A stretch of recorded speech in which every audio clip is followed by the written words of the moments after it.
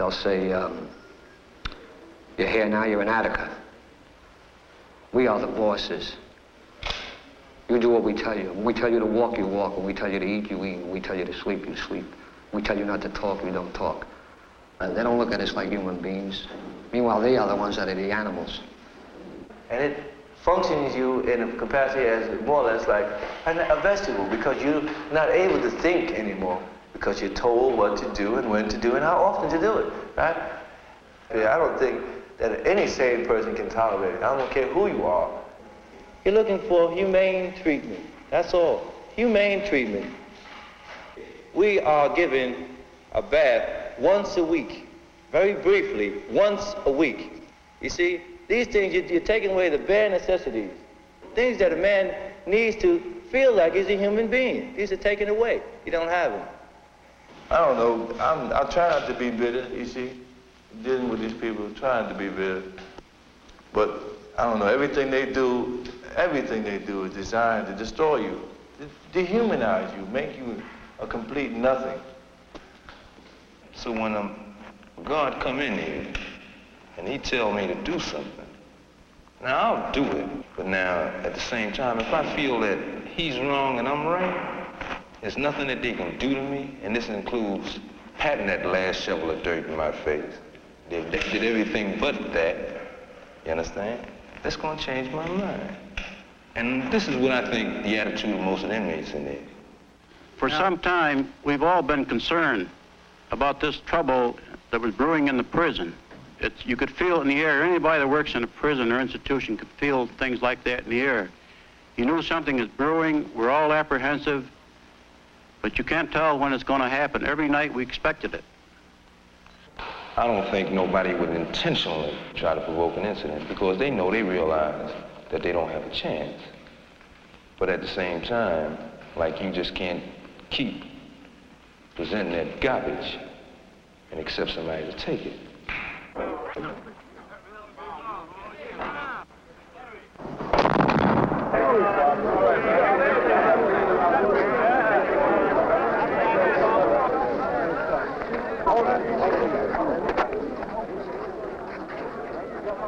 We had a beautiful society in the yard, because basically we realized, that all we had was each other, so we clung to each other, in spite of all our different ideologies, and there were 1,000 ideologies out there, but they worked it out for the common good. It was just us, all of us together, you understand, all of us eating together, like having to suffer together. It was 4 days without bathing. You had to smell each other. 4 days of going hungry, sharing what you had amongst each other. It was really groovy, man, Groovy in the sense that you know what it is to have unity. You dig? It was really a united thing. You dig? It was a thing where, where we're going to do this, It was nice. We might have a disagreement on it. But as to the thing as a whole, we're all together, though. There was no really racial tension, and everybody was looking out for each other, sharing food and sharing cigarettes and putting up things to sleep in and mattresses, the whole organization. And it was just fantastic the way everybody worked together, It was really beautiful. All right, hey, let's move. Don't hold up the line. Keep the flag going here. Let's move it. Come on, let's move.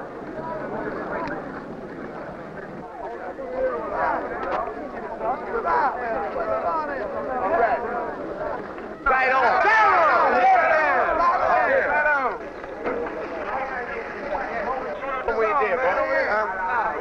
Hey. Come on, 38. Tell them we ain't dead. Tell them we ain't dead, bro. Can I hold this in? Tell them we ain't dead. Ain't nothing dead about us. We ain't gonna die. Nothing. We will not die in here. And I want you brothers to get together, because we together here. And these people think we shucking and jiving, but we is for real. Well, I thought things were bad down home. But I've never seen anything like this. The people in here are treated like dogs. Not only the black, the Puerto Rican, and the white. And we're going to get what we demand, or we're going to die trying. Yes, sir. Thank you. Support us all the way. We're doing this for everybody. We no longer wish to be treated as statistics. We want to be treated as human beings. We are men. We are not beasts, and we do not intend to be driven or beaten as such. The entire prison populace has set forth to change forever the ruthless brutalization and disregard for the lives of the prisoners here and throughout the United States. What has happened here is but the sound before the fury of those who are oppressed. My name is Arthur Eve, New York State Assemblyman. I went to Attica when hearing that the inmates there had captured a portion of the prison. It was very interesting to see how the men in that yard had set up a city within the confines of Attica State Prison. They had set up a very elaborate PA system so that all of the conversation between them and us was heard by all of the inmates in the yard. And no decisions were made unless all of the inmates agreed. We want to apply the New York State minimum wage law to all state institutions. We want to stop to slave labor here. We want to allow all New York State prisoners to be politically active without intimidation or reprisals. We want true religious sanctity. We want to do our own thing in this place. Number 4, in all censorship of newspapers, magazines, letters, and other publications coming from the publisher. 5, allow all inmates at their own expense to communicate with anyone they please. They were asking for better educational program, better training program, drug treatment program, library. They were asking for better food, better medical care. They were asking for more than 25 cents a day in salary. Well, now I was in there early. I was one of the pool reporters who went in there, and some of the demands that they made were getting out of the country, etc. How would you characterize these? Are these realistic demands? They have a list of what they call practical demands, which are 15 demands. Just about every one of them have to do with the improvement of prison conditions. This is not a riot of prisoners who are seeking to escape. It is a riot of prisoners who are eminently practical and who are spelling out conditions which they feel should be improved. And many of those conditions are requirements which are now in the existing law. The incident did not happen because, the inmates were trying to stage dramatics. The incidents arose because of some, legitimate, shall we say, grievance that they had. And I think that how much headway, that comes of that will be just how, honest and frank, the authorities can face up to the situation they have.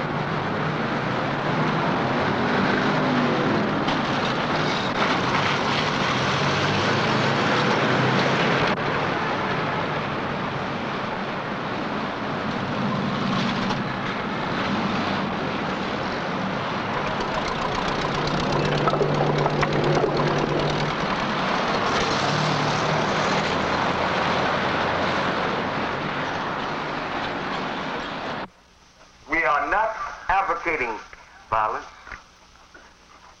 We are advocating communication and understanding.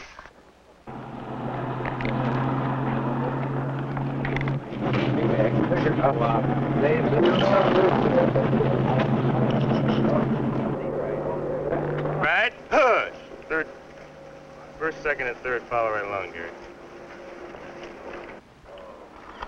The New York State Police deployed to Attica 30 high-powered rifles and 232 riot guns. The State Police riot gun is a 12-gauge shotgun with a 20-inch barrel and a full choke.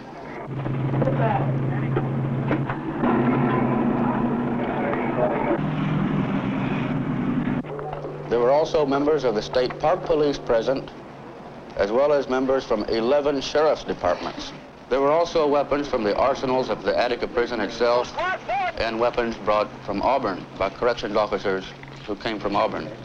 These weapons included 22 high-powered Winchester rifles, at least a dozen .32 caliber pistols, and 2 weapons that are capable of automatic fire, the Colt model AR-15 and the Thompson submachine gun.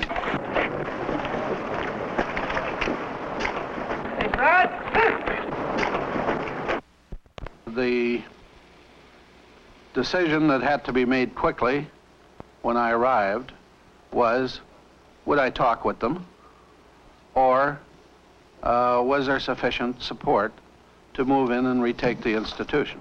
Now, the tradition in this area is not to negotiate, am I correct? That's right. And you made a decision that you would not only negotiate, but that you would actually go into the stronghold of the inmates and negotiate there. Yes.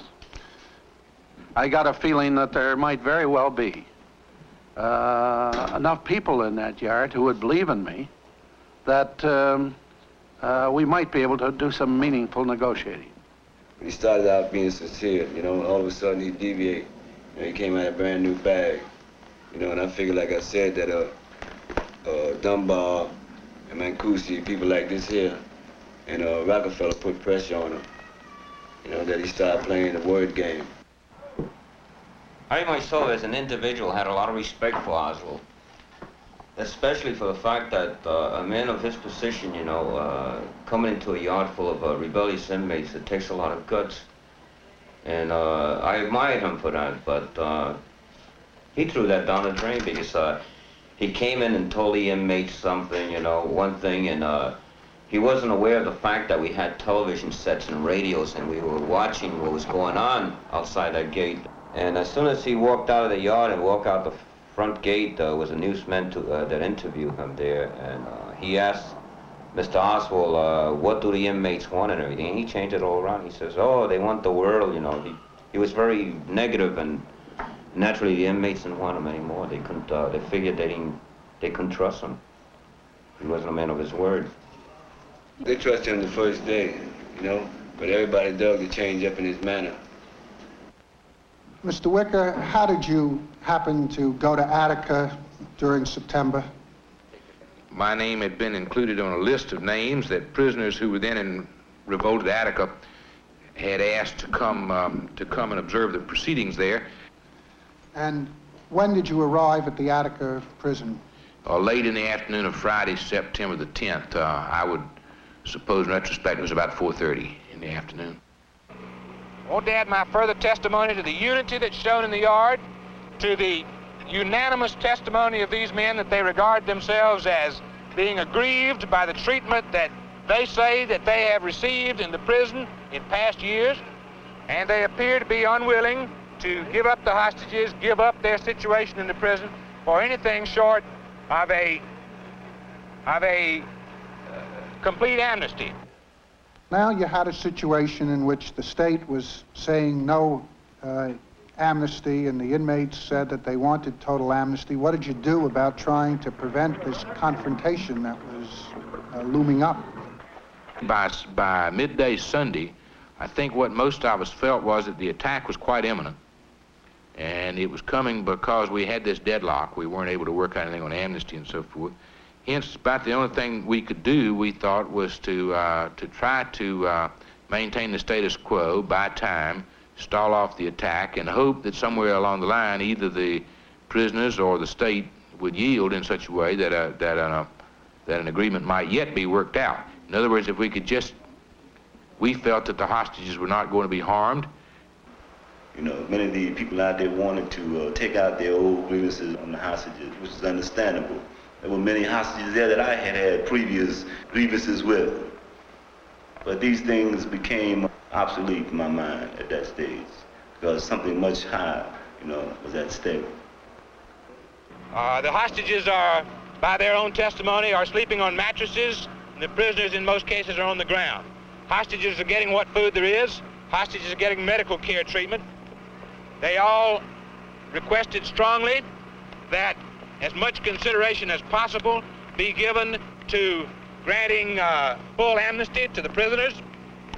Treated all right? Yes, I have so far. I've been treated very good. No complaints, but no problems so far? So far, been treated very good. The inmates here, the human beings here, have gone out of their way to see that we get what medical attention they can provide for us. They've seen that the serious injuries have been taken care of in the hospital. They've taken care of our food needs, and they've gone to all extremes, the farthest extremes that they could, to see that we were kept comfortable. Did you so the emphasis was much more nearly on preventing the attack by Sunday than it was on literally working out an agreement. And is it fair to say that the emphasis was not on leaning on the inmates to accept what had been offered, but more on trying to get the governor or somebody else to give you the time? That's right, because the inmates had no power to carry out an attack.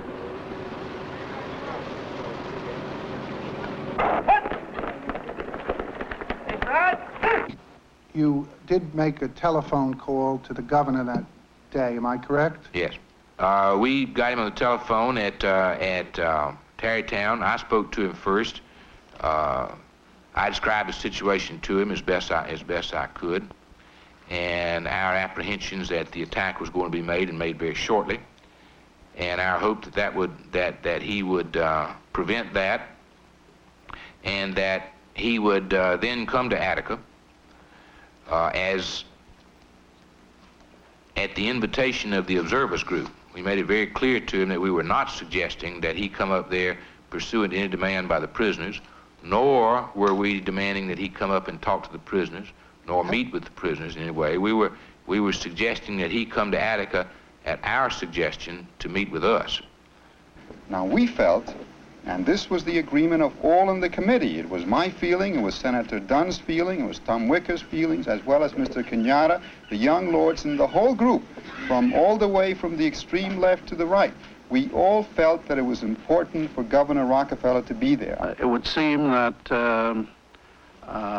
it might be appropriate for someone as warm and understanding as Governor Rockefeller to walk that last mile and come. It would be a suggestion to the prisoners themselves, at least a symbolic gesture to them, that the governor was concerned over what was happening, that he had some concern for their welfare and their fate and their safety, as well as those of the hostages, and that his actual physical presence at Attica would signify that to the prisoners. That was the first thing that I thought would happen. And secondly, that if he would prevent the attack and come up to Attica and take personal charge that way, we could then just maintain the status quo for 1, 2, 3 days, who knew how long, and at the end of that time, or at some point, while the question of amnesty and other points might not have been negotiable on Sunday, it might have been negotiable by Wednesday. All kinds of developments might have taken place that would have made a settlement possible. Now, it is not true that we felt that the negotiations were fruitless and were coming to an end. It just isn't true, no matter what some of the committee members may say now. At that point, that was not the case. Every single one of the members of the Observer Committee at that point felt that there was value in additional negotiations. There was no evidence in these negotiations that there was a real desire to settle, because all of these 28 offers had been made, and the position had hardened, not softened. So I then said, no, I would not come. I didn't think a useful purpose would be served. We called in Commissioner Oswald, and we all pleaded with him to give us an additional day. We asked him to give us through yesterday at midnight. He turned that down too. I also thought that we had a chance to hold it off. and if we still had their confidence. That's why we spent 5 hours, more or less, from the time we got out after supper on Sunday night with Oswald till about midnight. Because I really believed, in one sense, that they wouldn't sacrifice the hostages. I just hope that the commissioner and the other people in the committee that they've gathered together can come up with a solution to solve these people's problems and ours. Thank you very much.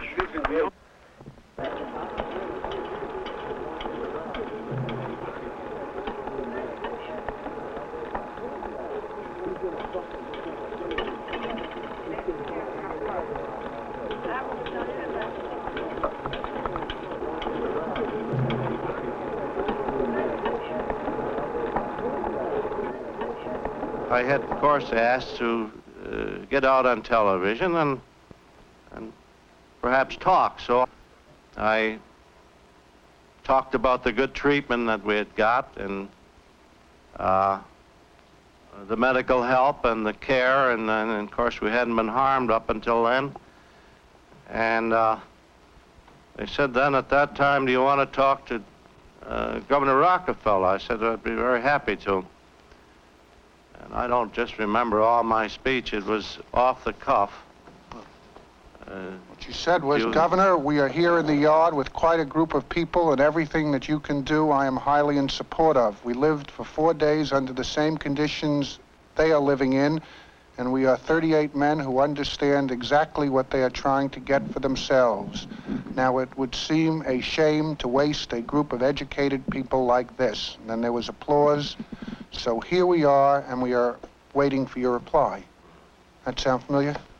That's just about it, as I remember it. But one thing I especially remember, the inmates all clapped and shouted after. So I think they were thinking along the same lines I was thinking. Which was what? Which was that the waste of people out there. I mean, here was 38 of us, and perhaps we were going to die.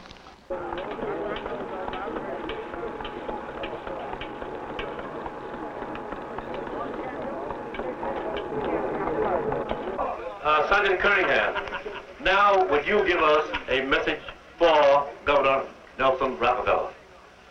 I certainly would. One of the recommendations is, and if he says no, I'm dead.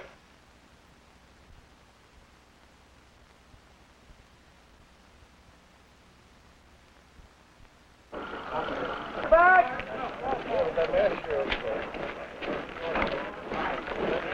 Inhale! Halt! Well, hey! All right, that last squad. The last squad, kid. Right, as you were. Well, hey! All right, go right around to the supply truck and pick up the shotguns and rifles. On the double, let's go. Come back in here. So keep there. You bring the gun for the bullets? Well, what's more important? The lives of these people or the retaking of this institution? This institution is not important. It's lives that we're interested in here. What's more important? Let the people in the world, let us know what you feel about this. We want to hear from you. We want some support from y'all. But if we cannot live as people, then we will at least try to die like men. Nobody takes a weapon from you. You're to meet force with force. There have been some of the prison personnel severely injured here this morning, and we certainly don't want to see any of our people hurt.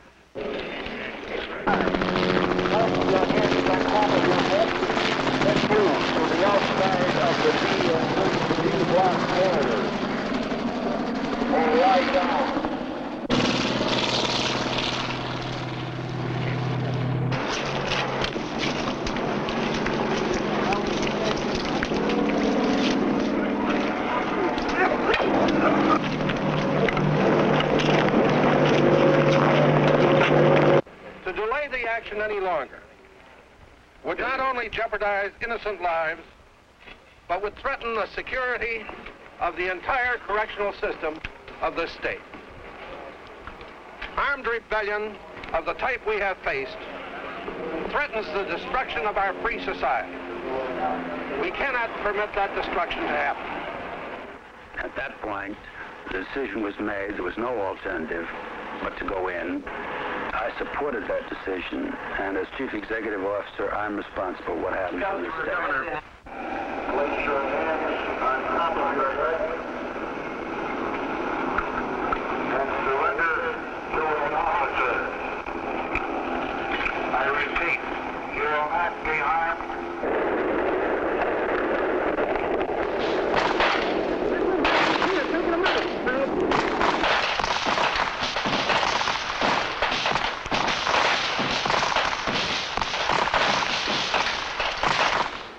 Smell the blood and hear all the people screaming, and like at first they thought that they were shooting rubber bullets, and all these people started getting up and you'd see them getting blown apart.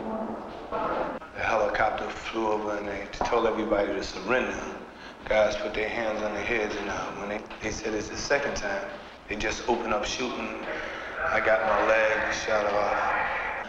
The state trooper walks over to me and says, "You won't rebel no more, will you, nigga?" and hit me in the leg with the gun butt, the one that was shot off. So the guy says, "Well, let's kill him." So the other guy says, "No, we're not gonna kill him. He's gonna bleed to death." The guys that got their shot in the head, some guys got their head, pieces of their head shot off in the chest, you know. On the whole, man, this guy just laying all over, man. It was like a battlefield. Guys were just laying all over, man. They were like, they were shot all up, man, you know. And they was trying to give up there, some of them, and they were just shot down, just like that. I seen a bunch of people that's supposed to be human beings just shoot like they're shooting wild animals in a jungle. Cold-blooded surrender with his hand on his head, but he'd still be exposed to being killed. I heard a guy holler out, you know, like, "Please don't kill me, don't kill me, don't kill me." And the guy told him to shut up. So he said, "Don't kill me." And they kept repeating. He said, "I said, shut the fuck up." So the guy kept saying it, and then I heard a shot ring out, and I didn't hear this guy no more. You know, no tears in my heart. My heart beats for all those brothers, man, you know. I've seen it, man. I've been through the fire. I've seen it. Our objective was to reach them as rapidly as possible and protect them. Well, was there anything in your plan that would have protected the hostages in the circle in the yard, which is where they were on Sunday, if the inmates there were determined to cut their throats? In the event that we didn't reach them in time? Well, you couldn't have reached them in 5 or 10 seconds that it would take to slit a throat. No, that's what I'm getting at. In other words, I just want to clarify your question. Sure. Are you asking were there any plans to do anything about the hostages if we were not able to effect our mission and surround them? No, what I'm asking really is whether there was any way that your plan could have saved lives of the hostages if the inmates were determined to cut their throats. Oh, I doubt it.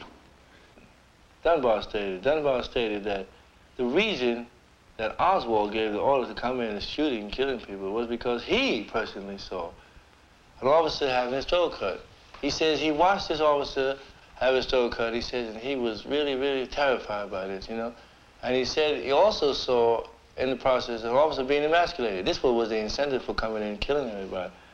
Now, all the days before the assault and during the day of the assault, we as responsible newsmen depended on the word of the Commissioner of the State Department of Corrections.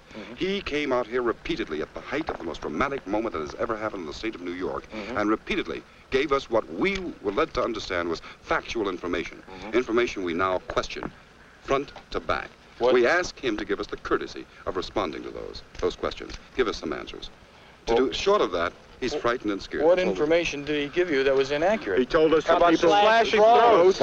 And I want to especially criticize the news media, which accepted as true, without any reservation, without using the word alleged, the statements of the prison authorities and the governor that the men, the hostages, had had their throat cuts, that one had been emasculated, and that two had been killed long before the onslaught by the state troopers. You did everyone a disservice in accepting that fact. You did everyone a disservice and might have caused additional tragedy in reporting as fact what now has proved to be lies. And I think in the future, you should judge your own consciences in how you report statements of public officials without any opportunity of the outside world to verify them. The press was eager to get out a story.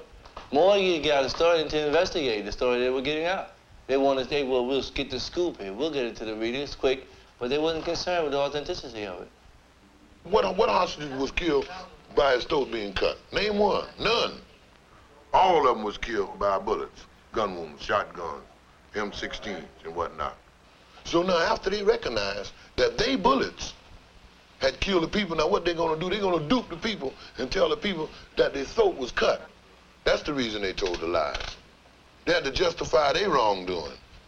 But, She said 7 out of 9 is what she said. I disagree. I'm sorry. The impression Look, we all heard it argue the about it. hostages I think if you go back over your tape, you'll find out I said several. I understand No, the see, the point is several. there were none. The forensic pathologist who did the examinations reported that the cause of death in each instance was gunshot wound. And even after they found it was wrong, they didn't put in their papers that, okay, we found we were wrong. They didn't do that. They just didn't speak about it at all. Like, okay, so we made it. But however, if it was proven, and it has been proven, if they were wrong, they should have reprinted an apology. You know, to their readers, they told them a lie, you know? Not only that, I would go one step further. They should print an apology to us. Well, okay, how can you apologize to a dead man?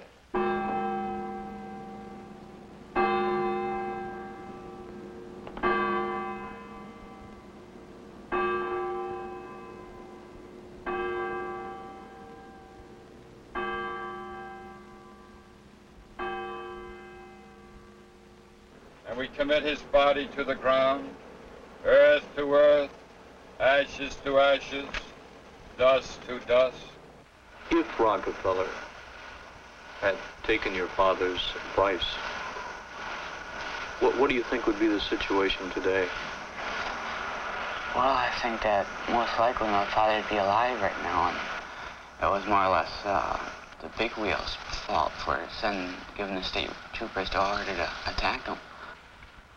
Did you have any communication with the governor prior to September 13? Prior to? Yes. No, sir. And when you asked prior to, did you have a communication afterward? Yes, sir. What was that communication? Telephone. And what was the nature of the conversation? He spoke to me. And when he spoke to you and thanked you? Yes, sir. I imagine if they would have come in, you know, with the nightsticks and so forth, they would have taken over the prison and retaken the prison, but I never expected them to start shooting like that. And then they had a PA system saying, place your hands on your head and surrender to the nearest officer and you won't be harmed. And they kept shooting people when they said that. They said they shot people, right? It was a slaughter line, man. It was, people were defenseless, all right? They had sticks and homemade weapons to defend themselves, but this doesn't compare, man, with magnums and carbines. Well, this is ridiculous. They call it indiscriminate firing. I call it plain, outright, premeditated murder. We're on the roof of C Block, looking at a detail of 270 marksmen with instructions to clear the catwalks upon command.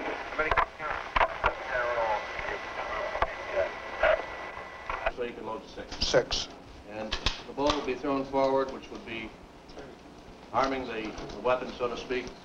One round in the chamber. To fire the weapon, it will be brought up, sighted through, squeeze off around.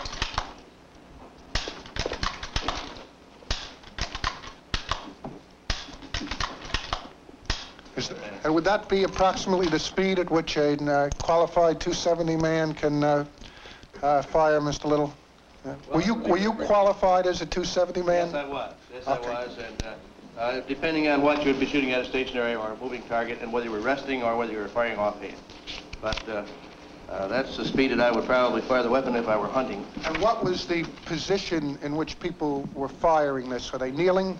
Yes, they were kneeling over a parapet in this fashion, looking down into the yard. I was laying perfectly still, more or less like playing possum, and these bullet slugs kept exploding right near my head, but I didn't dare move. And I noticed every time one would hit the ground in front of me with mushrooms, so I knew they were shooting these hollow nose bullets. And I didn't know at the time what caliber or anything, but I know it was what people most, what's popularly known as dum-dums. Well, I was hitting my left side with what they call dum-dums, you know, till I passed out in the cell, you know, from loss of blood, internal bleeding. And they took all kind of x-rays and said they couldn't remove the bullet, you know. It was too close to vital spots and, you know, due to the type of bullet, I guess, you know. You know, I'm constantly in pain. I guess I have to live in the rest of my life, you know, that's what they're telling me, you know. As you can see, the projectile, as it leaves the weapon upon impact, begins to, and it is designed to expand inside the body of the game animal, the target animal.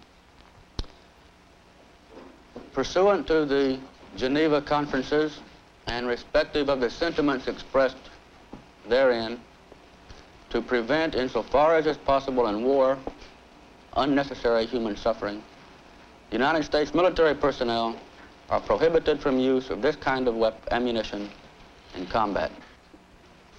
And after we were taking the A block there, we were there for our guys, we were required to run the gauntlet, you know. They got officers on both sides, you know. And we were required to run that where they had the belts and the buckles and everything else. They was like whamming them, you know. A lot of guys got broken limbs on account of that. I saw lines of uniformed correction officers on either side of the corridor, swinging their clubs and striking the males who were running through there. So I was in charge of the litter team. So I just picked the first door as we got into the reception center. And as I walked in, I got the door a quarter of a way or halfway open, and I saw correction officers bending over, beating on somebody that was on the floor. And they told me to shut the door, that I wasn't allowed into that room. Did you receive any reports that day of any acts of mistreatment of inmates? No, sir, I did not. But basically, they were in the position of having surrendered, hands on head, were coming down and were very forcefully being forced down the steps, were forced to lie down and low crawl across there. Apparently, the method employed to get them to lie down was to hit them with a club across the knees, or in several instances, not too disguised attempts to hit them in the genitalia was made. Injury was done to prisoners at that point by the violence with which they were forced to lie on the ground and crawl across. The most frightening part about the whole thing was when they'd moved everybody into A block yard, and had us on our faces laying down, and I was trying to look up and look around at what they were doing, and a policeman came over and he put the shotgun barrel right against my head and told me to bury my nose in the mud. And he kept the gun barrel against my head for about a good 5 minutes, just stood right there with the gun barrel pressed into my skull, you know. I was crying then because I was really afraid that they were going to the dude was going to pull the trigger, because I'd seen him shoot a couple other people. There had accumulated a group of persons just at the door leading from D to A. These were people who had not been there previously.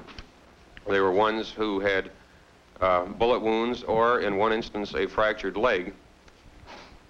This man I saw get his fractured leg. He was coming down the steps and was hit across his tibial area, which is the forefront of his leg. Who, when you say you saw him hit by what kind of personnel? They were primarily the prison guards themselves. Were they calling them names? Or yes, what they were they saying? I hesitate to use such language. Well, I think we've had this language here, if you can. Company, there were racial epithets. The classic Anglo-Saxonism of F-U-C-K was used in multiple times. The basic tenor of the thing was, you sons of bitches had your week last week, this week is going to be our week. I would comment on it as a professional. Under a situation like that, it was most appropriate to have them on the ground and crawling along. It is true that it had rained that night or the day before, and the ground in spots were muddy. That's the situation at the time. To strip them, to assure that there was no weapons on their persons is appropriate, or in their clothing, or that they had no injuries on their body is appropriate too. And I would say a routine and standard practice in terms of situation like this. They stripped us of everything we wore. They took our watches and they ground them into the ground. The same thing with the eyeglasses and the false teeth and everything. They took it away from us and they ground them into the ground. And they smashed all my glasses, my wristwatch. They just smashed them, you know, with stormtroopers, state troopers, boots. They smashed everything. I was taken out of the yard, and I was put on a table, nude, laying on the table with my head looking up at the catwalk, being spit on, hot shells thrown on my body, cigarettes thrown on my testicles. They had a football under my throat. I am looking up at a shotgun, and if it fall from under my chin, I would be killed. My body, at present, have cigar burns, cigarette burns all over it. My testicles, at times, bother me now from cigarette butts, sticks, rifles. Did you see any inmates lying in that yard with shotgun shells on them? Yes, sir, I did. Now, did you ask anybody for an explanation of why they were being held like that? Yes, sir. I was informed that they were some of the identified ringleaders, and what I would describe as the unusualness of the situation with the shotgun shell on his breast or on his, as his knees were up like this, lying on his back, so that he didn't move. Did you consider that to be an appropriate way of restraining a person?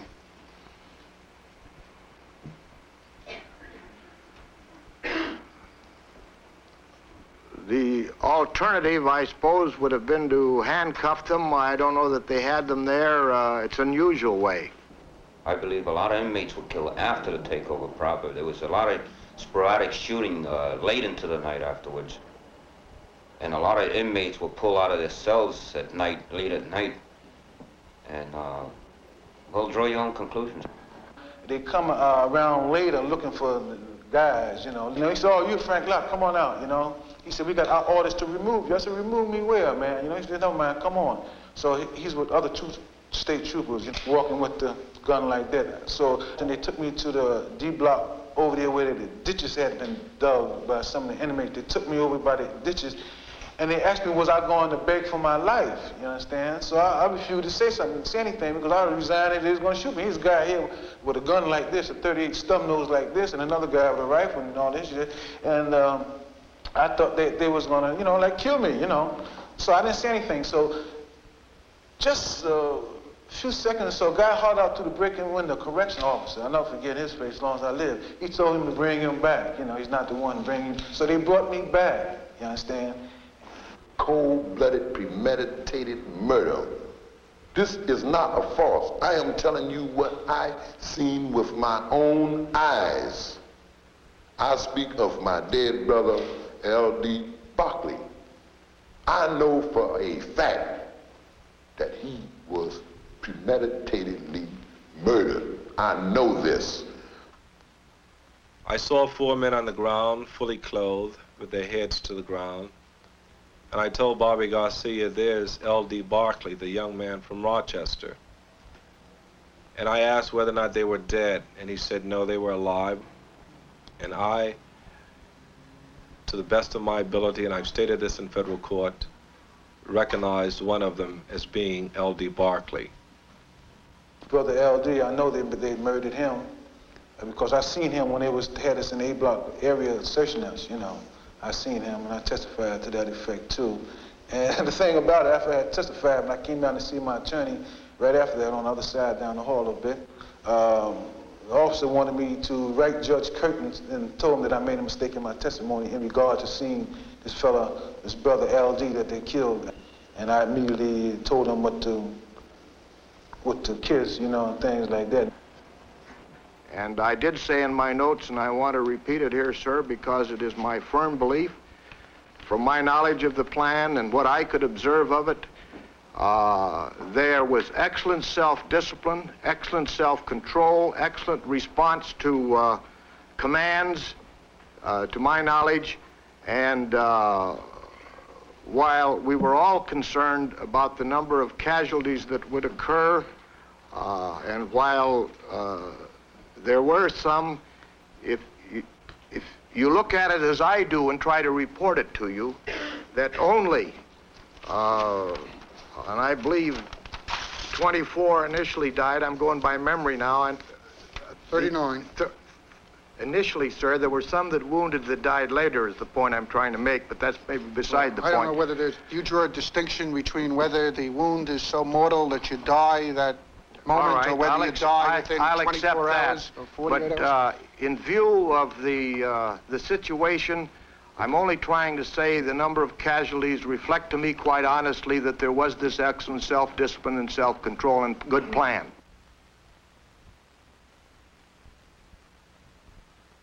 But I would regard your position as a state official as being one to uphold the law. These men were entitled, whatever they did, to due process. And I would think that it is, to me, inappropriate for you to come before us and seek to justify that in the way you have. Mr. Carter, I certainly respect your right to an opinion and the like. I can only respond by asking you to examine the record of a young man that grew up in a cosmopolitan neighborhood, that was student body president, that played football with every ethnic group, that I have been without prejudice, that I was commended in California for developing a comprehensive program for the recruitment and development of minority groups in correctional work, and I've always struggled for fairness and democracy and equal opportunity. And I stand on that record, sir. Well, I stand on what I've said. Thank you.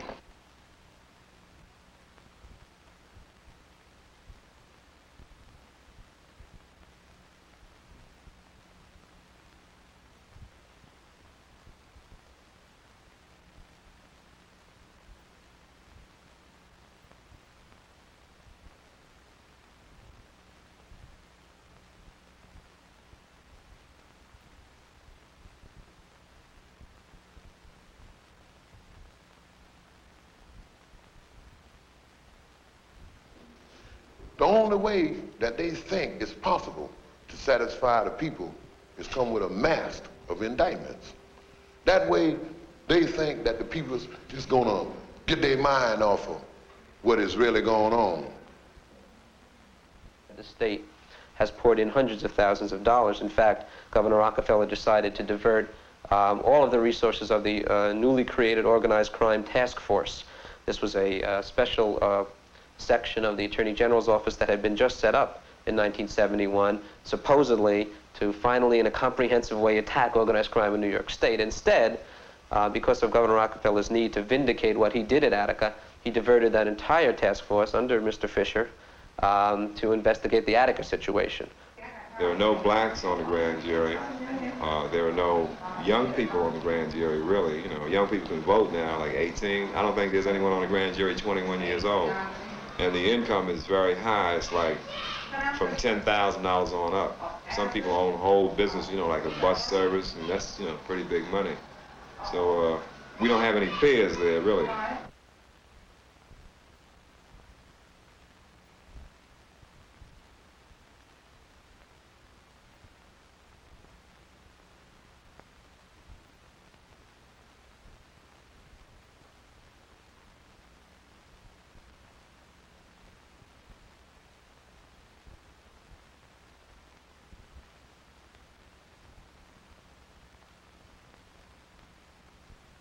all inmates thus far that has been indicted. And it was them that murdered 40, people in that yard, even their own employees. They came in and they showed who the criminals were. We got brothers going in the courtroom with legs off, with arms off, and got bullets all in them. What did we do? We only stood up and asked to be treated as a man. They had to bring indictment. They murdered us there. And they had to have some reason to tell the world why they murdered us. Now, the conditions that were in Attica, they created. We didn't create the conditions, you see. We came there and we were caught up in them. And we spoke against them. And so because of that, they have these indictments against us. On the Attica Correctional Facilities, I was just handed up by one of our counsel, a report that we received there that indicates that 89% had adult criminal records, which indicates that the system did nothing for them. That whatever happened during the process of their incarceration, they came out into the street and went right back in. The penitentiary, it affects everybody, because if the penitentiary is used to reform, right? A person goes to jail. If he's not reformed, he's gonna rip you off, man. Like assuming that like I am an animal, right, when I go in. If I'm not dealt with, when I come out, I'm gonna rip you off, man. So you're gonna pay twice. You're gonna pay through your taxes, then you're gonna pay again if I stick you up. Now, you've been in the correction institution system since 1937, have you not, Mr. Yes, sir, I McCusey? have. Would you say that recidivism was on the rise during the period of time that you've been familiar with our correction institutions in the state of New York? I've seen statistics to that effect. May I submit to you, Mr. Brasco, that this problem of corrections is a very complex problem. Oh, I understand that. But I think that I can safely say that 89% at Attica having prior criminal records is a clear indictment of our system's failure to rehabilitate. Like it's a multi-million-dollar enterprise or industry, and it's the only industry that, functions off of failures. The most standard, the most basic wage in the metal shop in Attica is like 25 cents a day. Now, for what is produced and manufactured in that metal shop, you'd be surprised at the money that be made in Attica behind the sweat, behind the slave labor of the men that's working in 105, 110 degree in that metal shop. They need the manpower to run this industry. They need the personnel to run these industries. I mean, what is rehabilitation? I don't think such a thing exists. The town of Attica thrives off of, the people inside the penitentiary, you see. If it wasn't for, the institution, the people wouldn't have no jobs. You have the mayor of the town works inside the joint, right? You have, it's like what you call nepotism, I think it was, when you have, your brother, your cousin, your uncle. Everyone works inside the joint. On the day of the riot, there were 398 correctional personnel assigned to Attica. In talking to them, we found that their major motivation in taking a job at the Department of Corrections was not to do correctional work, but because it was a good job. It's a secure job. It has good pay for a rural area. It has retirement benefits. And at least in the past, up until about the middle 50s, it paid a good deal more than civilian employment in the area, than farming, or than other state civil service or law enforcement jobs. Here I am dedicating myself to these people. But you spend your life working with them. Yes, Don't sir. You think I'm proud of the work maybe... I do. Let me tell them this. This is what's got us upset. This Department of Correction seems to be going downhill. It's everything to make it easier for these inmates, and the easier you treat these people, the harder it is for us. But yet you say you're trying to rehabilitate them. That's right. Do you know what their mentality is? Very low. Like, you have a few people, a few guards that they try to relate. But there's, like I said, there's this little inner circle where if you have a young guard who might come in and he might try to relate to, me or someone else, he is, more or less castrized, or You know, he's really harassed by his own fellow gods because they don't want him to treat me as a human being or a man, because this would be acknowledging that I'm a human being, and so they don't want any of the gods to do this. And if they continue to do it, they'll put him on the wall. By the wall, I mean that they'll put him on the tower, or they'll put him on the night shift when there's no one that he can relate to around. And this is what happens to the gods. And most of the gods are like from a rural background, you know, white, you know, and like they really can't relate. I mean, there's no communication.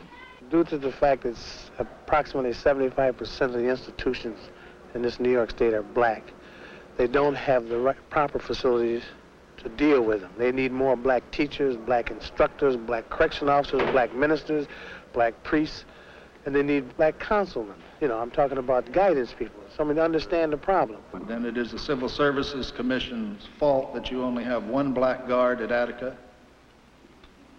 Or not even one black guard, one black employee? I wouldn't ascribe fault. Well, is it the I would say that this is a fact. For the past 50, 60 years, they just assume that they know the problems of a black person from the ghetto, and they don't know it. Come from New York. They're just plain people to us. But they come from Color New York. means nothing. But they come from New York City, from a different kind of world. They come from and the all over guards, New York State. Right, but most of them come from a lot from New York City. And many guards come from upstate farmland, and they're just from two different worlds. Is that a problem? No, it isn't. Because we seem to mingle and get along pretty good. When did you say again? Sorry. Well, what they do is they go into your cell. They will destroy your literature. You might write some, you know, essays. They'll go in there, take your bed, turn it upside down, and just, you know, more or less make your little living conditions which you have just as horrible as they can. I understand the reasons that it takes, you know, so many people to control that many people. But by time morning comes and you open that cell, there's no other way a man can feel but bitter and full of hate, and he has to be a superb intellect beyond all intellect, Buddha, to remember that the people who are keeping him here are human beings. Because it is that bad. Now, what is your professional feeling about prisoners being allowed to send out uncensored mail? If censorship is taken away, I feel that the prisoner will be the loser. Every time you get a letter, it's open, it's censored. If they think you are supposed to get it, they'll cut it like quite a few of my letters I get. They be all cut up. If they don't cut the stuff out the letter, they'll erase it. Through censorship, many things which accrue to the prisoner's value are found out. You know, so they censor it so often that each officer knows your personal business. You know, officer, you're gonna be in the yard tomorrow, you might have words with him. All right, so you don't get no mail for 3 or 4 days because he's angry. How can he get back at you? Easily to hold your mail back. I don't think that anyone who has never been near a jail, I mean, the average person, will believe what a jail is. There is no way on earth you can really convince the average, especially middle-class person, as to what a jail is like. It's a lot worse than anybody thinks it is. You see, when a man serves you your food, he takes your food and gives it to you like he's serving an animal. How do you feel? How would you feel?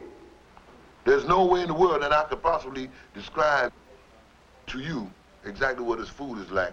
No more than tell you it's not even fit for a dog to eat. The main diet is starch, potatoes and bread. The soup is basically hot water. If they say chicken soup, you won't find a piece of chicken in it. Well, only thing you find in the soup, if they say bean soup, you'll definitely find some beans. Otherwise, you don't find anything. The soup is just hot water. What was the per capita cost? 62 cents a day now, at that time. I'm told that that was a figure that produced a diet below the level of the welfare department. Did you consider it to be adequate? I can only say that in a department that Attica for years had the reputation of being one of the best feeding institutions. But that's speaking comparatively.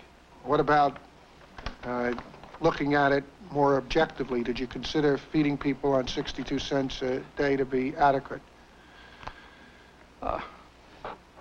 It could have been much more adequate with more, I will say that. Some people have ulcers or, any ailment, a heart condition, asthma, and it's a hassle to get some treatment. And this is one of the easiest way to destroy people. And this is a part of Attica, 2 doctors, among the other things. I have a terminal disease known as polycystic kidneys. Dr. Williams, the doctor over here, and Dr. Sternberg, they both refused to treat me. I was urinating blood for 36 days straight, and they refused to do anything for me. So I finally got the lawyers to get me out to the hospital. The hospital has asked the institution to commit me to the hospital where they can do more testing because my right kidney has stopped operating. I'm working only on 7% of my left kidney. And they want to take the right kidney out, and they refuse to let me go. It's very obvious when you go up there and see the conditions and talk to these people that it was the conditions that caused it. And, it was a situation where the people up there, the men up there, had no real choice because they were dying. And, because these demands that they presented, it wasn't the past 2 weeks that they presented it. They presented these demands back in April and then presented them again in July. There was some, reform submitted to Oswald about maybe, July, about asking just for menial things like, more showers, better food, lessening of, restrictions on reading material, things of this nature. I consider it a request. But whatever it was something that I take it you had studied the manifesto and you had looked into the conditions. And is it fair to say that you felt that many of the grievances expressed there were reasonable? Yes, I did. And in fact, many of them appeared on the so-called 28 demands which you agreed to. Am I correct? And you considered them reasonable, at least when you agreed to them then? Right. There were demands submitted to Rockefeller and Oswald, and they just don't pay it any mind. I guess they throw it in a wastebasket. Was there any attempt made to deal with the basic grievances that they expressed in this manifesto, many of which appeared in the 28 demands and which were at that time, over the bodies of hostages, acknowledged by the commissioner? Well, they were checked out, and anything that could be done at the institutional level to many of those were on the commissioner's level or had to do with parole, over which they had no. Well, they had to do with parole and matters which were either for the legislature or for the correction department, but they also had to do with things such as matters we've discussed, the showers, the soap, as well as diet. Were there any things here that in this manifesto that caused any change or response on the institutional level? Yes, there was, pork was not used to the extent that it was before, and the diet is one of the things. One of the things that brought blacks and whites together in Attica was the memorial for George Jackson, which happened a couple of weeks before the rebellion. There was, as we've heard this morning, an institution-wide demonstration in August. Is that correct? That's correct. And that was the commemoration of the death of George Jackson at San Quentin. What was the reaction among inmates you talked to the shooting of George Jackson? Well, inmates had always generally been aware that in the past, institution members could get away with killing inmates, as evidenced by the bodies found down in one of the southern institutions. But nobody ever really expected it to happen, or at least they didn't stop to think about it as being a real possibility until it happened to Jackson. The fact that there was no official investigation into it, that there was a story given out, and that it seemed that the outside world believed it, this made it appear to the inmate at Attica that if they can get away with it there, they can get away with it anywhere. You know, you have people that feel that they're a little better than other people. And that was, you know, no less a factor in Attica. You had guys that worked for the warden that thought they were better than guys that worked in, you know, in the laundry. And guys that worked in the laundry thought they were better than guys that worked in the mess hall. Guys that worked in the mess hall thought they were better than guys that cleaned, you know, mopped and swept the hallways. So it was a thing, you know, it was a class thing. But on this particular day, the George Jackson thing, everybody said, you know, everybody was together. The warden's runner was sitting with the, you know, the guy that mopped the hallway. You know, that morning everybody went to mess hall. Nobody had touched anything, nobody had talked. You know, as soon as they left the gallery, nobody had talked on their way to the mess hall, you know. And the officers who was on duty was frightening, you know, because even you would feel frightened because it was like a church, you know, it was something like you never experienced before. It was silence, you know. And it was something you could hear the timepiece on your hand ticking, you know. Did the unity which was demonstrated at Jackson Day create apprehension on your part? Yes, it did. What brought you to Attica in the first week of September? I wanted to sit down and talk with some of the people there. I wanted to have an opportunity to get a feel of the institution on the spot.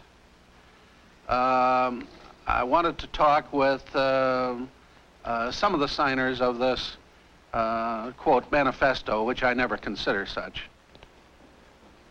Commissioner Oswald then left behind the tape, and that was played for the inmates. Many of you have voiced confidence in me and in the directions I have talked about, and I appreciate this. I'm certain you realize that change can't be accomplished overnight, but I can assure you that changes will be made, just as some changes have already taken place in the brief period of 8 months. I was in my cell when he played his tape, you know. We was in the cell, and they played the tape. And like you hear different comments and all this, you know, guys are saying, oh, he's bullshit and things like this here, you know. Say, that sucker ain't gonna do nothing. This is, you know, they've been doing this here for years, making like they're gonna do something, and actually they ain't gonna do nothing, you know. An official could get up there and say, I'm gonna do this, I'm gonna do that, I'm gonna do this. Better food, no more brutality, better educational system, no more racism, right? No more callousness. And while he's saying this, through the corner of his mouth and the other side, he's saying, put that guy in a box, kill him, torture him, don't let him out. He's voicing his political views, feed them garbage. I mean, it takes something like, you know, a physical action to bring any type of attention to, you know, the conditions that are inside the institution. The next time that Commissioner Oswald spoke to the inmates of Attica, he was in D Yard on September 9th. Oh, what's more important? The lives of these people or the retaking of this institution? This institution is not important. It's lives that we're interested in here. What's more important? But if we cannot live as people, then we will at least try to die like men.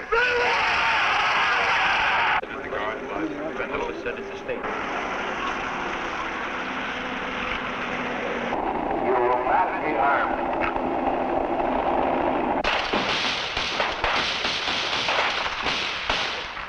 I think what happened is definitely the authorities' fault. I really do. I feel that they know their prisons and they know very well not one of them could survive in them. Even after dealing with the problem and knowing what the problem is, it has been exposed, 43 people. There have still been no consideration. All rhetoric. Everybody's talking about we're going to do this, we're going to do that, we're going to do this, we're going to do that. When you going to do this? The problem is now.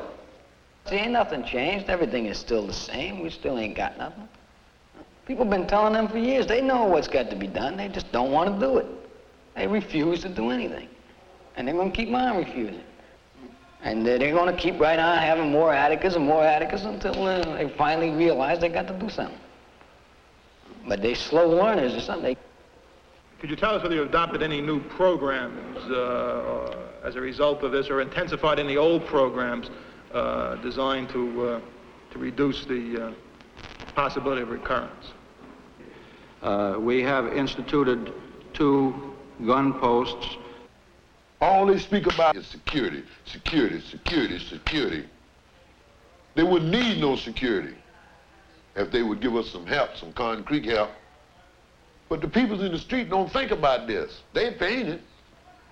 When they cast those votes, that's what they got to think about.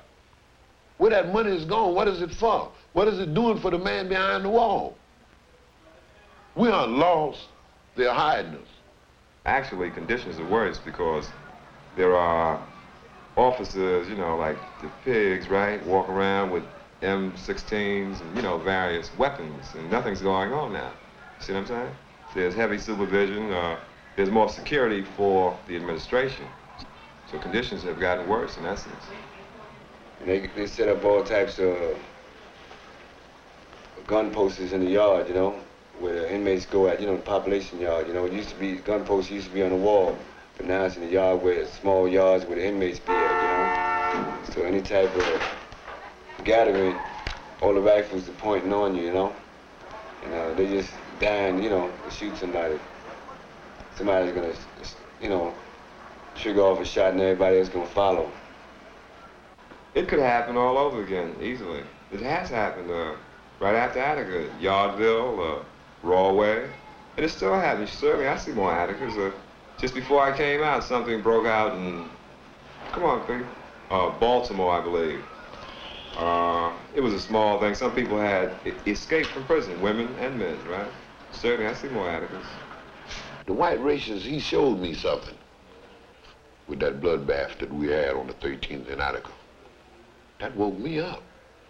But that made me look deeper at me.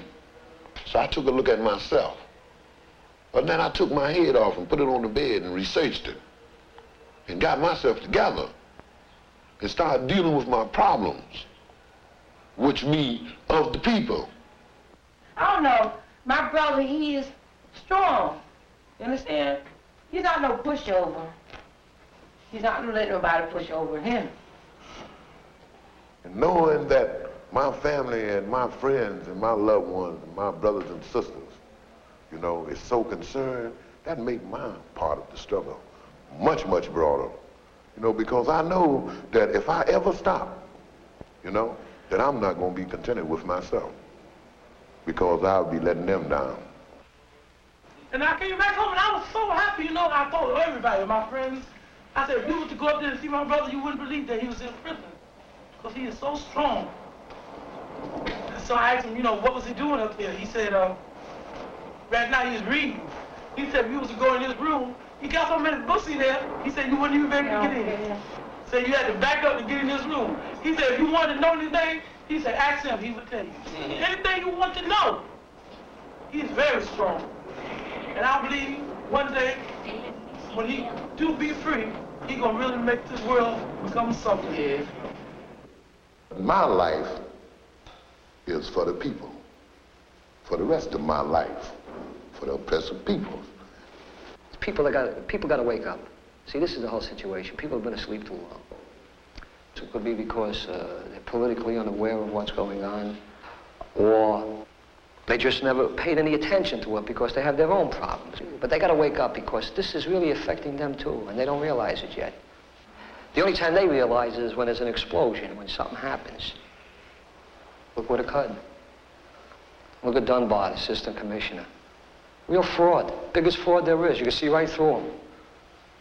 If anybody can't see through him, then they need eyeglasses. And Rockefeller sanctioned all this. He actually sanctioned all this.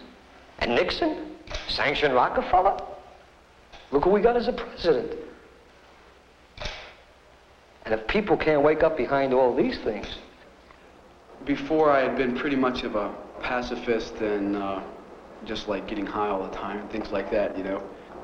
I found out that if you don't become involved, you're really giving your sanction to whatever order is existing, you know. And if you don't voice some kind of political or social opinion about the way things are, you know, to at least, you know, try to change them, then you're as bad as the people that are upholding all the establishments.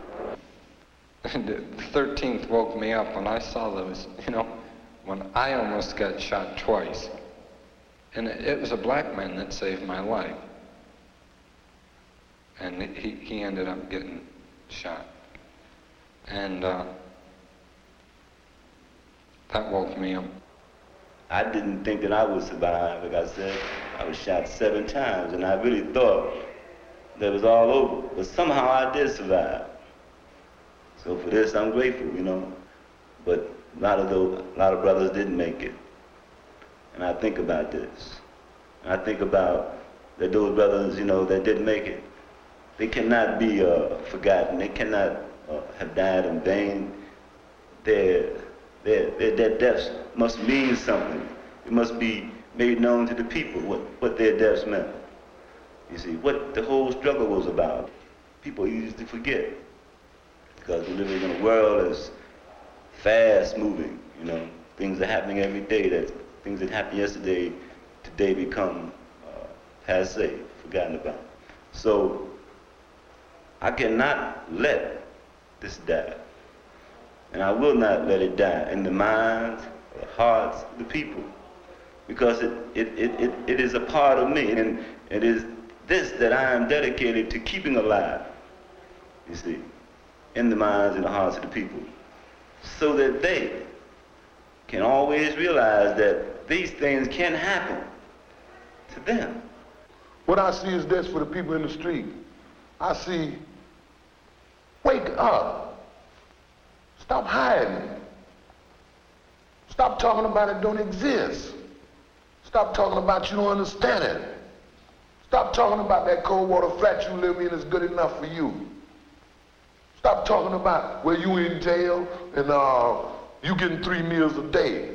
Other than that, wake up.